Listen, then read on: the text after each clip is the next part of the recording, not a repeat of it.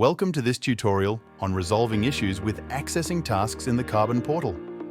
This step-by-step guide will help you create an account and ensure seamless access to your tasks. Step 1. Open the Karbon Portal. First, open the Karbon Portal using the link provided. This link will take you directly to the Karbon login page. Step 2. Create an account. Next, click on the Create Account button located on the Karbon Portal homepage. Step 3. Enter your email and create a password. Now, enter your email address and create a password for your Karbon account.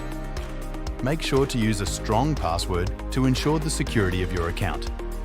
Step 4. Access tasks and navigate the portal. After creating your account, you should now be able to access your tasks and navigate the Karbon Portal without any issues. If you encounter any difficulties during the process or need further assistance, please let us know and we will be happy to help.